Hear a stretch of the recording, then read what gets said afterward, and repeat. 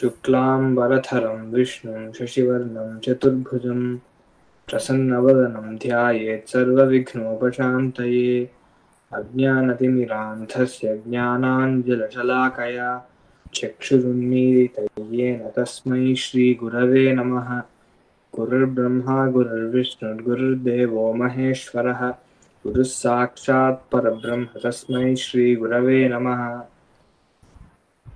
स्थित्वा तस्मिन् वनचरवधू भुक्तपुञ्जे मुहूर्तं तोयोत्सर्गद्रुततरगतिस्तत्परं वर्त्मतीर्णः रेवान्द्रक्ष्यस्युपलविषमे विन्ध्यपादे विशीर्णां भक्तिच्छेदैरिव विरचितां भूतिमङ्गे गजस्य स्थित्वा तस्मिन् वनचरवधू भुक्तकुञ्जे मुहूर्तम् स्थित्वा तस्मिन् वनचरवधूभुक्तकुञ्जे मुहूर्तं स्थित्वा तस्मिन् वनचरवधूभुक्तकुञ्जे मुहूर्तं तोयोत्सर्गद्रुततरगतिस्तत्परं वर्त्मतीर्णः तोयोत्सर्गद्रुततरगतिस्तत्परं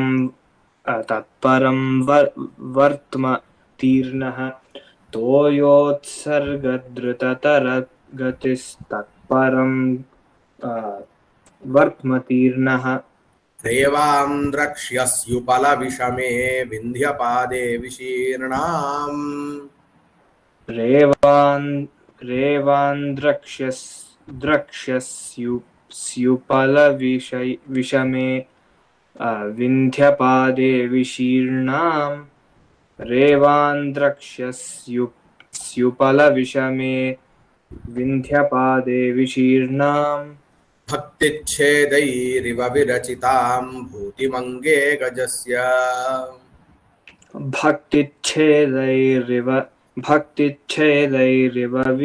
विरचितां भूतिमङ्गे गजस्य भक्तिच्छेदैरिव विरचितां भूतिमङ्गे गजस्य स्थित्वा तस्मिन् वनचरवधूभुक्तकुञ्जे मुहूर्तं तोयोत्सर्गद्रुततरगतिः तोयोत्सर्गद्रुततरगतिः तत्परं वर्त्म तीर्णः रेवां द्रक्ष्यसि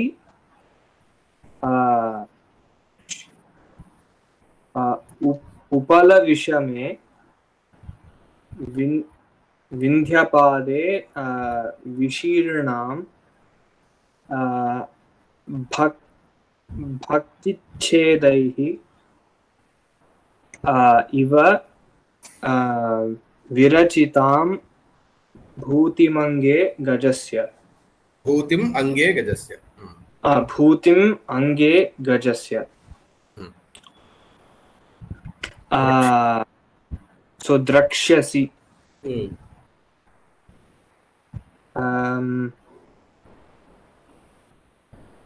let's see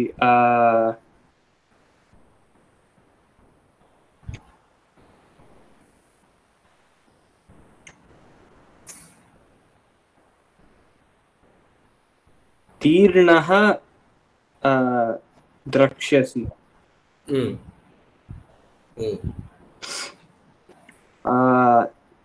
तीर्णः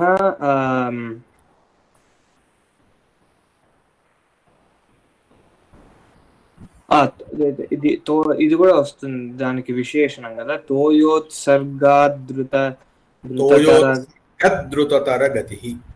तोयोत्सर्गद्रुततरगतिः तीर्णः द्रक्ष्यसि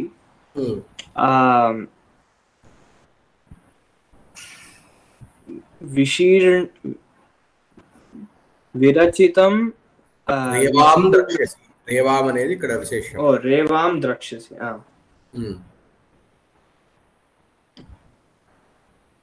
దానికి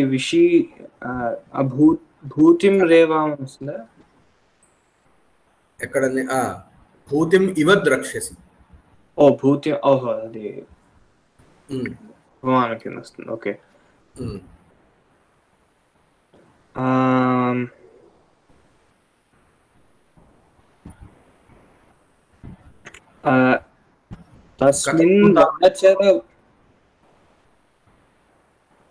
తస్మిన్ వనచర వధూ భుక్త కుంజే స్థిత్వా ముహూర్తం స్థిత్వా తోయోత్సర్గాదృతతరగతిః. అక్కడ దీర్ఘం లేదు. తోయోత్సర్గద్రుతతరగతిః తీర్ణః రేవాం ద్రక్ష్యసి. తత్పరం వర్తమ తీర్ణః. తీర్ణః అంటే వర్తమ. కిం తీర్ణః? వర్తమ తీర్ణః. తత్పరం వర్తమ తీర్ణః రేవాం ద్రక్ష్యసి. కథం అస్తి రేవా? రేవా అంటే కిరణమా? రేవా అంటే నర్మదా నది. రేవా నర్మదా ఎక్కడ వస్తుంది? ఏమొచ్చింది?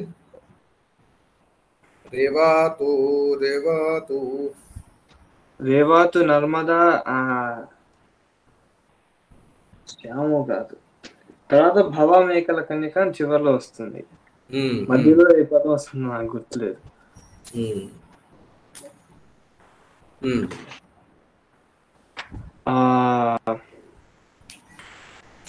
రేవాతు నర్మదా సోమోద్భవా మేకల కన్యక. సోమోద్భవ మేకల కన్యక. నర్మదా అంటే ఎక్కడుందో తెలుసుగా? నర్మదా నది నార్త్ లో తెలుసు, అంటే ఈస్ట్ వైపే కదా. అదొక్కటే నది which flows towards the west.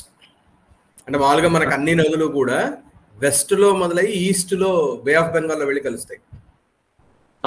ఇటు నుంచి ఇలా వెళ్తుంటాయి. కృష్ణ, గోదావరి, గంగా, ఏదైనా సరే, బ్రహ్మపుత్ర అన్ని కూడా వెస్ట్ లో మొదలై ఈస్ట్ లోకి వెళ్ళి సముద్రంలో కలుస్తాయి.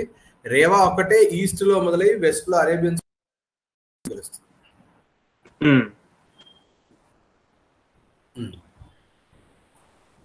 విశీర్ణాం రేవాం ద్రక్ష్యసి. విశీర్ణాం రేవాం ద్రక్ష్యసి. తర్వాత కస్మిన్ విశీర్ణాం? వింధ్యపాదే. కథం భూతే వింధ్యపాదే?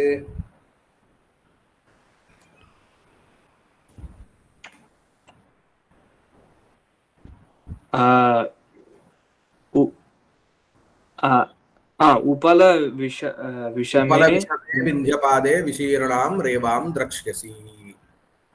కాం ఇవ రేవాం ద్రక్ష్యసి, భూతిమివ అని చెప్పాం.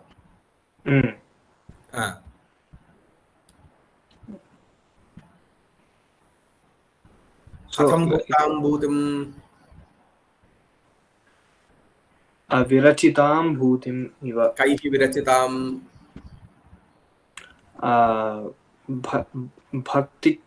భక్తిచ్ఛేదైః.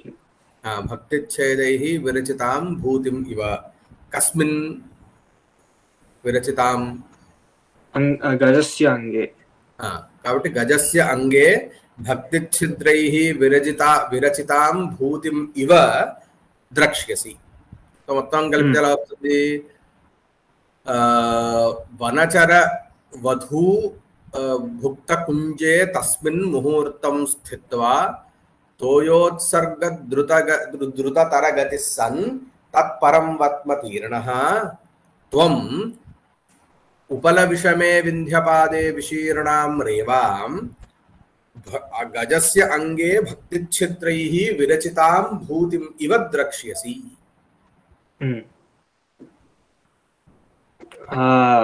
వనచర వధూ భుక్త కుంజే ముహూర్తం స్థిత్వా తస్మిన్ ముహూర్తం స్థిత్వా తోయోత్సర్గద్రుతతరగతిః తత్పరం వర్మ తీర్ణః. తత్పరం వర్త్మ తీర్ణః వింధ్య ఉపల విషమే వింధ్యపాదే విశీర్ణాం రేవాం భక్తిచ్ఛేదైః గజస్య అంగే భక్తిచ్ఛేదైః విరచితాం భూతిం ఇవ ద్రక్ష్యసి. ఇక్కడ ఏం చెప్తున్నారు, అంతవరకు ఆమ్రకూట పర్వతము అని అక్కడ ఉన్నారని చెప్పాం కదా. సో అక్కడే తస్మిన్ అటువంటి ఆమ్రకూట పర్వతం అది ఎట్లా ఉందట, వనచర వధూ భుక్త కుంజే. కుంజము అని అంటే దాని ఏమంటారు, నివాస స్థానాన్ని కుంజము అని అంటారు. అంటే ఏంటి, అక్కడేవో కొన్ని పాకలు లాగా వేసుకున్నారు అనమాట. లతాగ్రహాన్ని కుంజములు అంటారు. లతాగ్రహం అంటే ఏంటి, ఒక రకమైనటువంటి ఇప్పుడు మనకి పాక అంటే అర్థం అవుతుంది నీకు, పాకలు. పాక అంటే మనకి హట్ అంటారు కదా,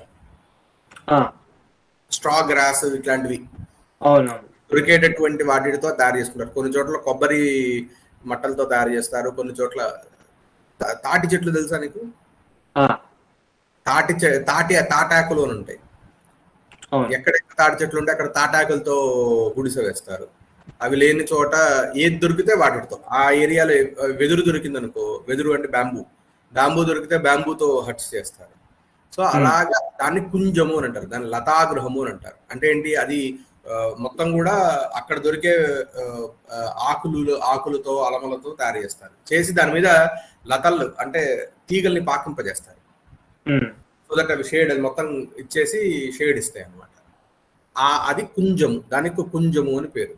అది ఎట్లాంటిది అంటే వనచర వధూ భుక్త కుంజం. వనచర వధువులు అంటే వనచరులు అంటే ఎవరు, అక్కడ వనంలో ఉండేటటువంటి వారు, వాళ్ళని వనచరులు అని అంటారు. వాళ్ళ స్త్రీలు, వనచర స్త్రీల చేత భుక్త కుంజే అంటే వాళ్ళు అక్కడ ఉంటూ అనుభవిస్తున్నటువంటి ఈ దాని ఏమంటారు, లతాగృహములు కలిగినటువంటి తస్మిన్ ఆ ఆమ్ర పర్వతమునందు ముహూర్తం స్థిత్వ. ముహూర్తం అంటే ఏంటి, కొంచెం కాలం, కొంతకాలం స్థిత్వ. ఎందుకు, నువ్వు మళ్ళీ వెళ్ళిపోయి నా పని చేయాలిగా, యూఆర్ మెసెంజర్. సో నువ్వు వెళ్ళి ఇంకా ఇవాళ కాబట్టి అక్కడే ఉండిపోకు నువ్వు అని. ముహూర్తం కొంచెం సేపు స్థిత్వా ఉండి తోయోత్సర్గ ద్రుత తరగతి సన్. తోయము అంటే ఏంటి, నీళ్లు. ఉత్సర్గము అంటే వదలటం, అంటే నీటిని వదలటం చేత ధృత తరగతి. ధృతతరము అంటే ఏంటి, ధృతము అంటే వేగము, ధృతతరము అంటే ఇంకొంచెం మిక్కిలి వేగము, అంటే కొంచెం ఎక్కువ, ఫాస్టర్. మిక్కిలి వేగము కలిగినటువంటి గతి అంటే గమనం, అంటే వెళ్ళటానికి గమనం. ఆ గమనం ఎట్లా ఉంటుంది అంటే వేగంగా ఎందుకు, నువ్వు నీ వెయిట్ ని వదిలేసుకున్నావు కదా, మేఘానికి వెయిట్ ఏంటి నీళ్లు. సో నీళ్లను నువ్వు వర్షించడం వల్ల అక్కడ ప్రాంతంలో నీ వెయిట్ తగ్గింది కాబట్టి నువ్వు ఇంకా ఫాస్ట్ గా వెళ్ళగలవు. కాబట్టి అట్లా ఫాస్ట్ గా వెళ్ళటం కలిగినటువంటి వెళ్ళడానికి నువ్వు యోగ్యుడు అయ్యి తత్పరం వర్తమతీర్ణ. తత్పరం అంటే ఆమ్రకూట పర్వతం కంటే తర్వాత ఉన్నటువంటి, తత్పరం వర్తమ అంటే మార్గము, మార్గమును తీర్ణ అని అంటే దాన్ని దాటుతున్నటువంటి వాడవైన నువ్వు, అంటే అక్కడికి వెళ్ళడానికి. ఇంకా నువ్వు ఆమ్రకూట పర్వతం నుంచి ఇంకా ముందరికి హ్యావ్ టు గో ఫార్వర్డ్. అటువంటి వాడివి నువ్వు ఏం చూస్తావు, నువ్వు రేవాన్ ద్రక్ష్యసి. నువ్వు అక్కడ రేవా నదిని చూస్తావు. ఆ రేవా నది ఎలా ఉందిట అంటే ఉపల విషమే వింధ్యపాదే విశీర్ణం. ఉపలములు అని అంటే పాషాణములు, అంటే రాళ్ళు. రాళ్ల చేత విషమే, విషమము అంటే ఎగుడు దిగుడుగా ఉంది. అంటే మనకి ఒక్కొక్క మౌంటైన్ రేంజ్ ఒక్కొక్క రకంగా ఉంటుంది. మనం అది బాగా తెలుస్తుంది కదా, ఒక్కొక్క మౌంటైన్ రేంజ్ ఒక్కొక్క రకంగా ఉంటుంది. ప్రతిదానికి ఒక యూనిక్ ఏదో ఒక క్యారెక్టరిస్టిక్ ఉంటుంది. ఏమిటి అని అంటే కనుక చాలా రాళ్ళన్నీ కూడా చాలా షార్ప్ గా ఉంటాయి. అలాగే ఎగుడు దిగుడుగా ఉంటుంది, ఒకే దీనిలాగా ఉండదు. కొన్ని చోట్ల మౌంటైన్స్ ఎలా ఉంటాయి, మనకి ఒకే రేంజ్ లో ఉన్నట్టు ఉంటాయి. అది కూడా ప్లెయిన్స్ లాగా ఉంటాయి కొన్ని మౌంటైన్స్. ఏది ఇప్పుడు గ్రాండ్ క్యాన్యన్ లాంటివి కొన్ని ఉంటాయి. అది అది అది యాక్చువల్లీ రాక్ స్ట్రక్చర్ అయినా అది అలా ప్లెయిన్ లాగా ఉంటుంది, చాలా హ్యూజ్. అలాగే తిరుపతి దగ్గర చూస్తే ఇంకో రకంగా ఉంటుంది, ఇవ్వడానికి చాలా స్టీప్ గా ఉంటుంది. పైకి వెళ్ళిన తర్వాత మాత్రం అదంతా చాలా ఫ్లాట్ గా ఉంటుంది. కొన్ని మౌంటైన్స్ చాలా పీక్ చాలా ఉంటుంది, అక్కడ నువ్వు ఉండలేవు, మౌంటైన్ పీక్ మీద నువ్వు ఉండలేవు. కొన్ని చోట్ల మౌంటైన్ పీక్స్ మీద ఉండగలవు. సో అట్లా ఒక్కొక్కటి ఒక్కొక్క క్యారెక్టరిస్టిక్ ఉంటుంది. ఇక్కడ ఉపల విషమే, ఈ రాళ్ల చేత విషమము అంటే ఏంటి, ఎగుడు దిగుడుగా ఉన్నటువంటిది వింధ్యపాదే, వింధ్య పర్వతములు అంటారు. తెలుసు కదా మనకి రకరకాల రేంజెస్ ఉంటాయి భారతదేశం. సో మధ్యప్రదేశ్లో వింధ్యములు అని అంటారు, వింధ్య పర్వతాలు అంటారు. So Vindhya range of mountains అనమాట. సో అక్కడ నుంచి యాక్చువల్లీ భారతదేశము south to the Vindhya's, north to the Vindhya's అని చెప్పాలి. అదొక మధ్యలో పాయింట్ అనమాట. అంటే ధర్మశాస్త్రంలో కానీ వాటిట్లో కొన్ని ఆచారాలని ఎలా చెప్తారంటే వింధ్యస్య దక్షిణ దేశే, వింధ్యస్య ఉత్తర దేశే అని చెప్పని వింధ్యాన్ని పాయింట్ గా పెట్టుకొని, సెంటర్ ఆఫ్ పాయింట్ గా పెట్టుకొని, దాని నుంచి దక్షిణ భారతదేశంలో కొన్ని కస్టమ్స్ ఉంటాయి, దాని నుంచి ఉత్తర భారతదేశంలో కొన్ని కస్టమ్స్ ఉంటాయి అని చెప్పని అదొక రెఫరెన్స్ పాయింట్. వింధ్య పర్వతాలు నార్మల్ గా భారతదేశానికి ఒక మిడిల్ పాయింట్ కింద తీసుకుంటారు జియోగ్రఫికల్ గా. సో అటువంటి వింధ్య పర్వతాల యొక్క పాదే అంటే వాటి యొక్క కింద అంటే ఆ వింధ్య పర్వతాలను అనుకుని విశీర్ణ ఉన్నటువంటి అంటే విస్తృతంగా ఉన్నటువంటి రేవాం ద్రక్ష్యసి, నువ్వు ఇటువంటి రేవా నదిని అంటే నర్మదా నదిని చూస్తావు. ఇది ఎలా ఉంటుందిట అనంటే గజస్య అంగే భక్తిచ్ఛేదై విరచితాం భూతిమివ. అంటే ఏంటి అని అంటే గజస్య అంగే అంటే గజము అంటే ఎలిఫెంట్, ఏనుగు. అంటే ఇప్పుడు దీనికి ఎలా చెప్తున్నారంటే, ఇప్పుడు ఏనుగుని మామూలుగా నువ్వు కొంచెం పైనుంచి చూస్తే ఎలా ఉంటుంది, ఏనుగు చర్మం కూడా ముడతలు ఉంటుంది కదా. అవును. ఇప్పుడు ఏనుగు మీద నువ్వేమన్నా ఒక మామూలుగా ఏనుగుకి డెకరేషన్ చేస్తుంటారు కదా. అవును. సో దానికి కూడా బొట్టులు పెడతారు, దానికి కూడా డెకరేషన్ చేస్తుంటారు కదా. సో అప్పుడు డెకరేషన్ చేసినప్పుడు ఎలా ఉంటుంది, అది ఎగుడు దిగుడుగా ఉంటుంది. ఏనుగు చర్మం కూడా చాలా గరుగ్గా ఉంటుంది, చాలా హార్ష్గా ఉంటుంది. అలాగే ఎగుడు దిగుడుగా ఉంటుంది, అంటే అది స్ట్రైట్ గా స్మూత్ గా ఉండదు, గుర్రంలాగా లేకపోతే ఆవులాగా.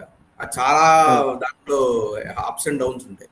దాని మీద నువ్వు ఒక మంచి ఏదైనా ఒక చాక్ పీస్ ఏదైనా తీసుకొని ఒక డ్రాయింగ్ వేస్తే ఎలా ఉంటుంది, అట్లాగా ఉందిట. ఏది ఈ రేవా నది, వింధ్య పర్వతాలయేమో ఎగుడు దిగుడు రఫ్ టెర్రైన్ అంటే ఏనుగు చర్మం.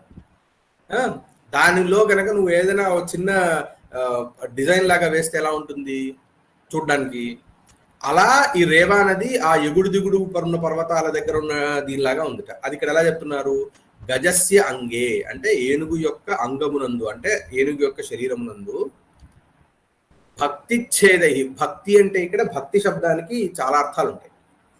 భక్తి అని అంటే మామూలుగా మనం నిషేవణం అంటారు, అంటే ఒకరిని సేవించడం.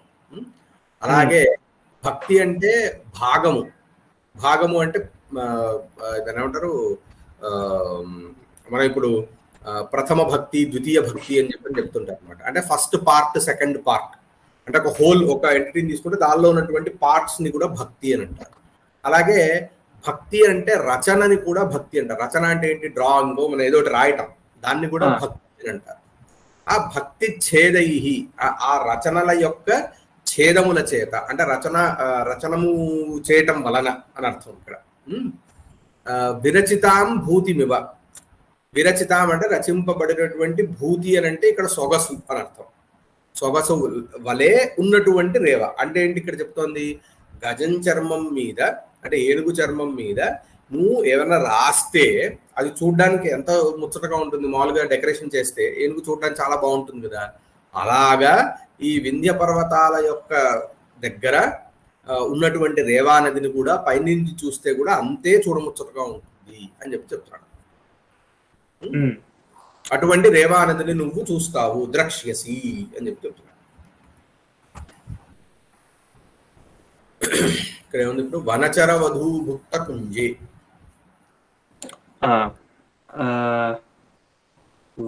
వనే చరాః వనచరాః, వనే చరంతీతి వనచరాః, వనే చరంతీతి వనచరాః, తేషాం వధవః వధ్వః వనచర వధ్వః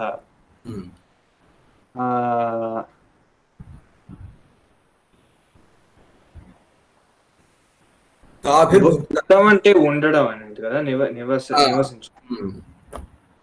భుక్తాహ, కుంజ శబ్దం పుల్లింగము కాబట్టి వనచరో వధూభిః భుక్తాహ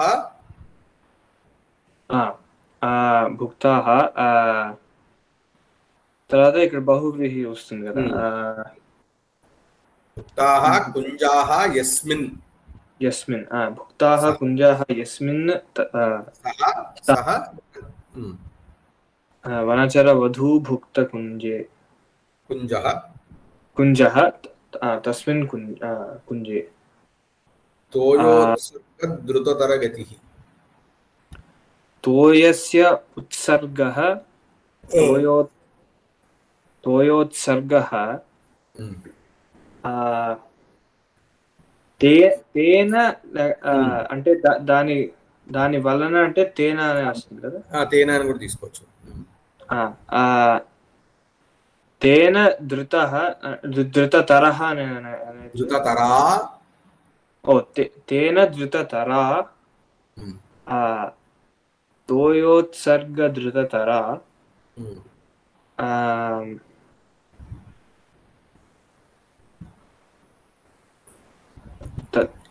తస్యాహ గతిః ధృతతరా గతిః యస్య సహ.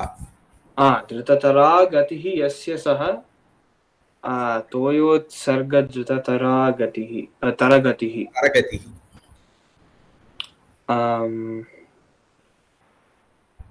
తత్పరం చెప్పాం. తర్వాత అంటే తస్మాత్ పరం తత్పరం. తస్మాత్ పరం తత్పరం. ఉపల విషమే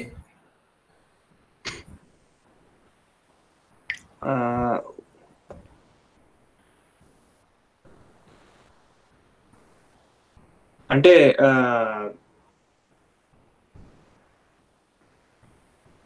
రాళ్ళు అక్కడ బాగా అది అది విషమంగా ఉంది.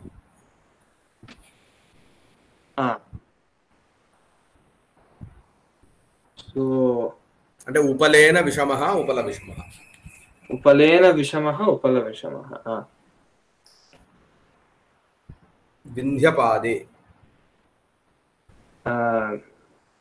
వింధ్యం ఇతి పాదం వింధ్యపాదం తస్మిన్ వింధ్యపాదే. ఒకసారి ఇది భక్తిచ్ఛేదైః అని కూడా వస్తుందా? భక్తేః ఛేదాః భక్తిచ్ఛేదాః. భక్తేః ఛేదాః భక్తిచ్ఛేదాః.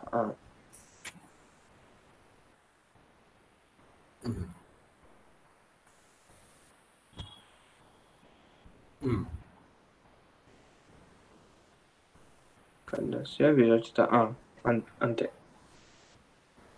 ఒకసారి శ్లోకం చదువు. స్థిత్వా తస్మిన్ వనచరవధూ భుక్తకుంజే ముహూర్తం తోయోత్సర్గద్రుతతరగతిస్తత్పరం వర్త్మతీర్ణః రేవాం ద్రక్ష్యస్యుపలవిషమే వింధ్యపాదే విశీర్ణాం భక్తిచ్ఛేदैरिव విరచితాం భూతిమంగే గజస్య